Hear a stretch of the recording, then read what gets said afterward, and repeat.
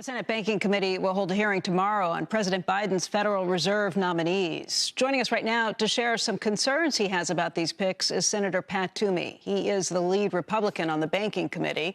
And, Senator, it's good to see you today. You might anticipate that somebody from the other side of the aisle would have problems with the Fed picks from a sitting president, but you've got some pretty specific ones. What are the biggest issues you're looking into here?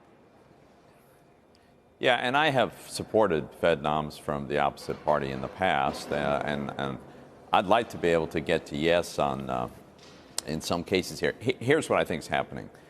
I think this set of noms, and specifically Sarah Bloom Raskin, her candidacy as the vice chair for supervision, in some ways it's a referendum on the idea of whether or not the Fed should do the legislative work of Congress, whether the Fed should be empowered to engage in policy decisions that have nothing to do with their mandate.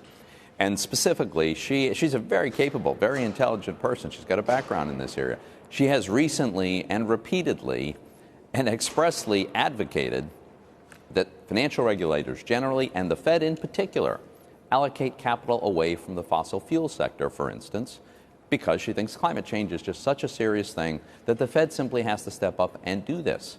Now, the problem is, embedded in any such action is all kinds of really important implicit decisions that are going to affect ordinary Americans every day. We see how people are reacting to gas prices at the moment.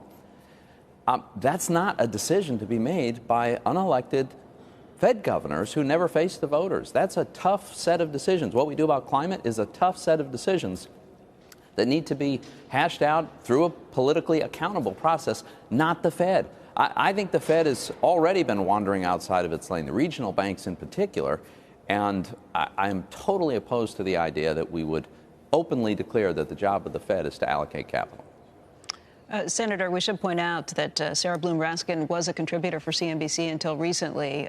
You're not the only person raising this concern. The American Chamber of Commerce has raised a similar concern and said that they're concerned about any industry being cut off from banking, and said that if it was a Republican trying to say that we should cut off alternative energy source companies, that they would raise concerns about that, too. Right. What has Sarah Bloom Raskin kind of come back and said to these concerns that have been raised?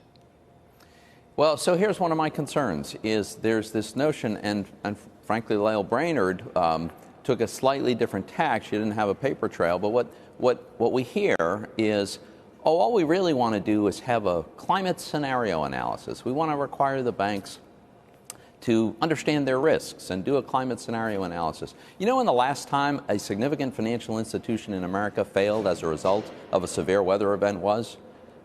Nobody does, because it doesn't happen. It hasn't happened. Banks understand the risks they take if they're lending to developers along a coast.